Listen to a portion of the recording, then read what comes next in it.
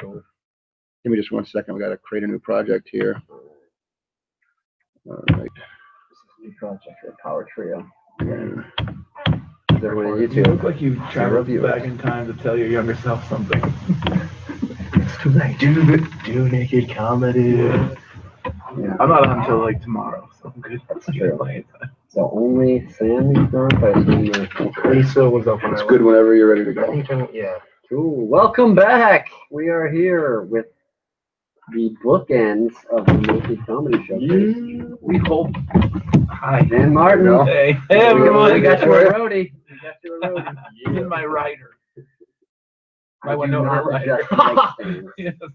I actually wrote it on Winona Ryder. Yes. All of the things I need to You read. you drove here in a rider truck. That's how you get around. With all my things on it. And Sam Monk, who is the bullet of the show tonight, Hi. and the usher of our He's guests. the bullet on the cannonball. Oh, that's good. Yeah. That's good. Yeah. So thank you guys. One of us gets shot into a giant dude's stomach. He gets them Shit tickled. shot. He gets them tickled up, and then I come in and finish the job. This is good. It's on, I'm the cock. Nine. I'm the cock dude. You're the cock. Yeah. I call him in my office. I'm like, Sam, you're ruining this town. This You're interview. recluse. Gun and badge on my office. On my chest. Don't hit the table. I'm sorry. Yeah. That's like #1 podcast rule. Sorry. Yeah. I'm so sorry. This is why I'm a loose cannon. That's #1. Yeah. You gotta calm down, Yeah. Mark. I'm sorry. Sometimes you just need to hit the table during. I'll work on it. We're gonna put you in the sergeant's office, which is we're in the training center at Improv Boston. So for classes, improvboston.com. You can train in the room where people talk about being naked. They are I guess they're our sponsor. I mean, there would be no naked show. I've been naked in a lot of different rooms in this place. Yeah. I've never been naked in this room. If you want to be, What do you say? if you want to take classes and then Talking to the mic is the second rule of podcast. Don't bang on the table. Talking to the mic. I'm a loose cannon. I can't be stopped. Yeah. Have you done any podcasting? He's a loose cannon. I am a tight crossbow. So I was gonna say, if you want to take any classes in any of the other rooms we've been naked in, The bathroom. Yeah, you guys like take Nobody. Improv 101 is in the unisex bathroom. Saturdays. No, it's not unisex anymore. It's a bathroom for all genders. By default, we've all been naked in that little mop closet. Yeah, that's true. So. Although I'm never naked in the mop. Well, one time I hosted it. I guess I was naked in the mop closet. You hosted in the hosted in sorry. Yeah, I actually very hosted small. a mop. Yeah, it was small. Small. It was an intimate crowd. It was a good setting. Bucket. This is mop bucket. I hosted a mop closet. All right. Give it up for your turpentine. Yeah. It was a contest, actually. I swept. Yes. Yeah. All right, let's break down the Oscars. Yeah. I heard something happened, but then I don't.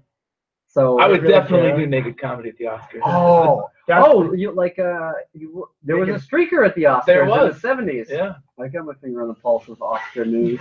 Topical jokes. Yeah. 1970. We should definitely I'm kind of surprised because people are saying that whole flub with Best Picture. You don't get a mic yet. Hey, Mike. We're doing this in segments. You can hang out. And I was told to come over, and now I see this.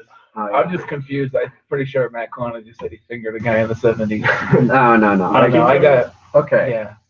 No, like in his 70s. I figured a fella who was he was actually 69, and I did it upside down. So, but it was just... Wait, during a 69? Yeah, during a 69, you're already upside down. Yeah, so that's why the joke makes I'm sense. sorry. Get out. All right. Hey, our next guest. And there's a reason why we have bullets. we're here right now. Yeah. So okay, so you got a little time. So all right, Sam, we'll keep it quick because you're going to be the person bringing people back. Sounds good. Backstage. So we do kind of need you in the other room now more than ever. All right. But, so you took the bullet tonight. Andy does about 15 minutes off the top. Yeah. Now, do you watch from the side? I always watch from the side because I like to see when he asks, who here didn't know this was going on. Right. Okay. So that's a classic thing. If you've seen the show before, he says it at the end, and now it's become a part of Improv Boston's marketing. It's on the website. It says, "Tell your friends, but don't tell them what it is." Yeah. Yeah. And which is the same way the commies get you. Yeah. Come to a meeting. We have cake. Don't tell them this socialism. Well, that's the problem. It's because on the cake it's written this is for socialism, but everyone eats the cake too quickly to read the letters on the cake. Yeah. It's a classic socialist move. Socialist bloopers. Now, okay. Now, were there anyone in the? Yeah, there was. The great thing is when I think he was talking to one guy who was literally, he was right by the door, but it was definitely some guy who was like mid to late 20s and pretty like clean cut. So totally not what like the general like poll for the audience is. So that's always fun. I have a general poll for the audience. Yes. Hey. All right, we got general poll. That's why General poll.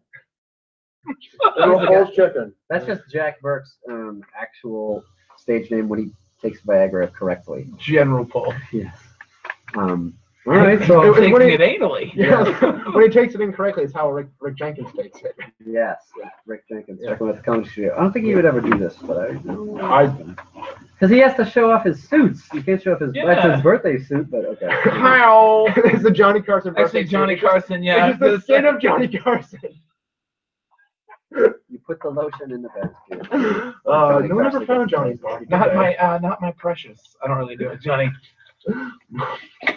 Okay, so Sam. So yeah, all right. Just the one guy. No, so there were a couple others, but I think there were. Are you looking at the audience to try to making eye contact? Yeah, so I was the standing right outside the door, so I was kind of like looking in the windows, and it was definitely the guy who was lurking, and that's what we call lurking. Looking. I was lurking in the windows, in the shadows. I was in the shadows. I had it on a trench coat, but I was just looking. That's all I was doing. But there was. Were you naked or? Because some people that's for a backstage. judge to decide. Okay, no, but let me ask you this. I don't know. I actually think that could be because I've noticed this more and more lately. Yeah. That people who are next will go backstage and immediately get on deck. Get on deck. Get on deck. Yeah, that's another show. Yeah. Go get naked, and I'm like, okay. Are you just practicing being naked? Like the person before you is doing at least 5 minutes. So you're naked for a good 5 to 6 minutes. Yeah. I mean, you gotta warm yourself up. The audience is getting warm. You gotta warm yourself up. I mean, did you? No, Wait. Did you do a little pre-production? No, I can never. I mean, the most I've ever done is there was another. I was back one show. I was backstage with another comic, and she was naked, and I was like flapping, and she was like moving, and she was like doing like like a DJ. She was not like a DJ thing, but she was like he's going like this. Yeah, I'm going like this, but she was doing it down here. It was like we were just. Is that a thing that you ladies do? Like a separating the grilled cheese? I didn't want to. There's no tomatoes on this. I wanted tomatoes. I didn't want to be rude and stare. It was more like a bonding thing. Oh, okay. Yeah. So you're like you flap, she pulls. Yeah, that's not any bonding. You know, you guys should switch. What? You never at the camp? Cool. I think. Allow me, be a gentleman. Yeah. Don't do that. It's like that thing like whenever you take like a balloon and you blow it up and then you you make the stretch out the balloon and you make it the sound. It's like she was doing that but with no balloon. Oh, so you couldn't hear it. I'm gonna go home tonight. I'm gonna wake my wife up out of a sound sleep. I'm gonna go, honey, you know what I heard women like? How's this? Well, you gotta blow into it first. She's gonna be like, I worked fucking 13 hours today. That's You're funny. just pulling on my pussy. Okay, you don't have to. Okay, that's interesting. So We're devolving. I'm trying to do the math in my head to figure out who it was. Don't have to say it, but no. I wouldn't. There's I thought you were telling me to stop talking about pulling my wife's pulling pussy. your wife. No, you're married. You're a husband. It's Who could ask for anything more? Always like do the Joe Campbell thing with no. The joke. She does all the cigarette impressions. Yeah. You could do the like Marlboro Man. All the mascots. Yeah, she's got the hat. I don't know her composition on there. She'd probably do a good Homer Simpson. Yeah, I don't know. Oh man, you trying to say she's jaundiced? She's got a 5 o'clock. She's jaundiced. Two pubic hairs that she comes over. No, there's just one, but it's in the shape of an M. And my dick has a large blue afro. Dan, to be fair, has a tattoo of a can of Duff on his dick. So yeah, it's just that's what keeps a marriage strong. Yeah. Duff strong. Okay, so back to your set tonight. Now, you've done the show numerous times. I think it was like my 5th or 6th time. Okay. Yeah. It was fun. Yeah, it's always. But how did you find out about the show, and what brought you to try it out for the first time? When I found out about the show, I found out about the show from Justin P. Drew. Mm-hmm. Like years ago. I think even like a year before I even did the show. And it was like kind of that thing of like, oh yeah, it's fun. You do it all the time, and like people people are always on your side. And I think the reason I first started doing it, is it wasn't my. I first went to a show just as an audience first, just to check it out. And when I went to that show, I did like something so like happy, like, hey, does anyone have a joke? And I was like, oh, I'll like go on stage and just see like what it's like. Stage time. Yeah, and I'll do like a minute and a half, and like that was fun. But I never had my dick out on those stage before. Well, the funny thing is that when I did that, that actually wasn't the first time I was naked on stage. Yeah. The reason I thought like, oh, I'd check it out is because the stage move was Okay. Oh no, so it was. I did a show as part of Dr. Falco, which is a monthly show, which is the other show at Improv Boston. That can now available at Improv Asylum. Which was at the time the other show at Improv Boston where you could have nudity, and there was I was naked on a sketch for that, which was fun because I was just like on part of it. I was just in like I was on stage the whole time, but I was only like in half of the sketch.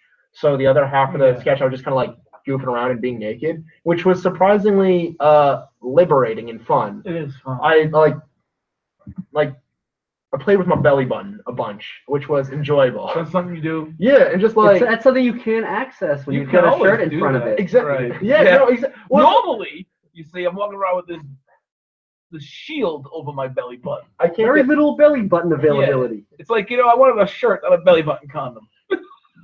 Oh, they should call shirts that. All right. Okay, cool. All right. Thanks. Yeah. Tell. We probably don't need someone for like. We're gonna bring on Lisa Langston here. And then when Rick and Solange are done, you can bring them back. And then cool. All right. I'm gonna put a button on that for. Grab some water.